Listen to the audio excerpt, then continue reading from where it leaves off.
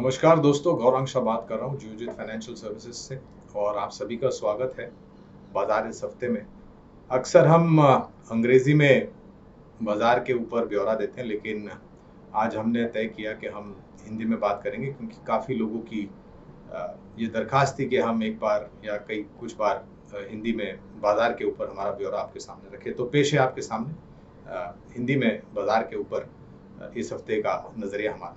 तो कुछ नीचे के तरफ के दायरे देखे हमने बाजार में, कुछ मुनाफा वसूली देखी, और जो सर्वोच्चम स्तर बना था 62,200 के आसपास सेंसेक्स का, और करीबन 18,600 के आसपास का निफ्टी, वहाँ से अच्छा खासा करेक्शन देखा। ये ज़रूरी भी था, क्योंकि काफ़ी कुछ भीड़ जमा हो गई थी बाजार में, काफ़ी कमज़ोर हाथ बाजार में आए थे, लेवरेज पोजीशन बाजार में ज़्यादा बढ़ गई थी, और उस लिहाज से एक करेक्शन आना लाजमी था। और प्रतिशत के हिसाब से अगर आप तुलना करना जाए तो इतना बड़ा नहीं दिखेगा। अगर आप प्रतिशत के हिसाब से देखते हैं तो आंकड़ों में देखेंगे तो शायद आपको ज़्यादा लगेगा, लेकिन आपको एक बात भी ध्यान में रखनी चाहिए कि सर्वोच्चम स्तर क्या बना था सेंसेक्स और निफ्टी का। तो एक करेक्शन के बाद हमने आज इस हफ्ते सोमवार को शुरुआत करी है बाजार की। थोड़ा बहुत ऊपर के तरफ के दायरे हम देख रहे हैं। सेंसेक्स करीबन 59,500 के आसपास कामकाज कर रहा है, निफ्टी 17,750 के आसपास, और बैंक निफ्टी करीबन 39,200 के आसपास काम कर रहा है। रुपये डॉलर का जो स्तर है वो करीबन 75 रुपया प्रति डॉलर। और जहां तक रहा सवाल कच्चे तेल का, तो ब्रेंट है करीबन 83.50 डॉलर प्रति बैरल, और नाइमेक्स काम कर रहा है 83 डॉलर प्रति बैरल के आसपास।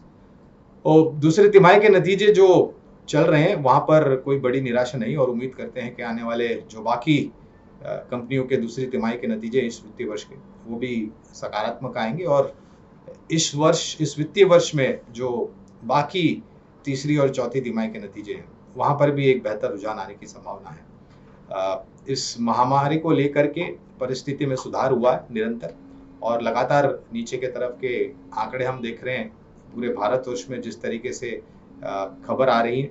और अगर तीसरी लहर ने ज़्यादा कोई तांडव खड़ा नहीं किया तो उम्मीद है कि ये जो रिकवरी की रन रेट है ये शायद और भी बेहतर हो सकती है आने वाले समय में। लेकिन इसके लिए ज़रूरी होगा कि हम एक जिम्मेदार नागरिक की तरह जो मास्क पहनना है, 2 गज की दूरी बना करके रखनी है, और भीड़ भाड़ नहीं करनी है, ये ज़रूरी है। और ये खास इस समय पर इसलिए ज़रूरी है क्योंकि दिवाली का त्यौहार है, और उम्मीद करते हैं कि हम सब जिम्मेदार नागरिक की तरह हमारी अदाकारी निभाएंगे।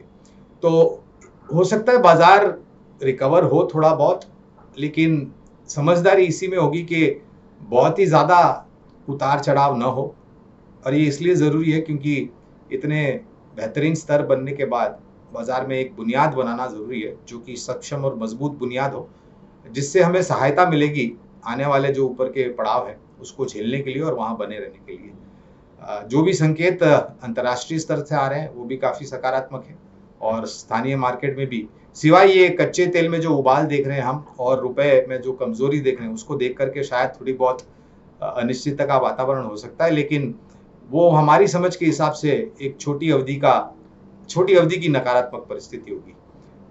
लेकिन अगर सरकार की नीतियां और महामारी को लेकर के कोई बड़ी खबर नहीं, और खास करके नतीजों को लेकर के जो सिलसिला है वो इसी तरीके से बना रहा, तो शायद जो सर्वोच्चम स्तर बना था हमारा सेंसेक्स और निफ्टी पर, उसको भी हम पार करने की पूरी क्षमता रखते हैं। थोड़ा समय लग सकता है दोस्तों, लेकिन जैसे हम हर बार राय देते हैं, गिरावट पर अच्छी सक्षम मजबूत कंपनियों में निवेश की राय होगी। हमने पिछले कुछ हफ्तों से निरंतर वित्तीय क्षेत्र में निवेश करने की राय दी है, खास करके बैंकिंग और एनबीएफसीज में। और मेरी राय आप लोगों को यही होगी कि आप यहाँ पर बना करके रखें नजर। दिग्गज निजी क्षेत्र की banks, HDFC bank, axis bank, ICICI bank, IndusInd bank, Kotak Mahindra bank, कुछ मझौली बैंकों में फेडरल बैंक जैसी बैंक है, वहाँ पर नजर बना के रखें, और मौका अगर बाजार आपको देता है तो वहाँ पर निवेश करें। और एनबीएफसीज में हाउसिंग फाइनेंस से शुरुआत करके, जैसे कि HDFC limited, LIC housing finance, Canfin homes, MNM financials, Shriram transport finance जैसी कंपनियां हैं, वहाँ पर आप मौका ढूंढे निवेश करने के लिए, क्योंकि हमारी सूझबूझ समझ ये कहती है कि ये जो लॉकडाउन से अनलॉक की परिस्थिति हो रही है उसको देखते हुए शायद वित्तीय क्षेत्र में नतीजों को लेकर के बहुत बेहतरीन रुझान होगा। आप सभी को हमारी कंपनी जियोजित और मेरे तरफ से दिवाली की ढेर सारी शुभकामनाएं। परमात्मा से प्रार्थना है कि आप सभी का स्वास्थ्य अच्छा रहे और बना रहे बेहतर के लिए। अगले हफ्ते तक आप लोगों का बहुत बहुत धन्यवाद शांतिपूर्वक हमारी बात सुनने के लिए। नमस्कार।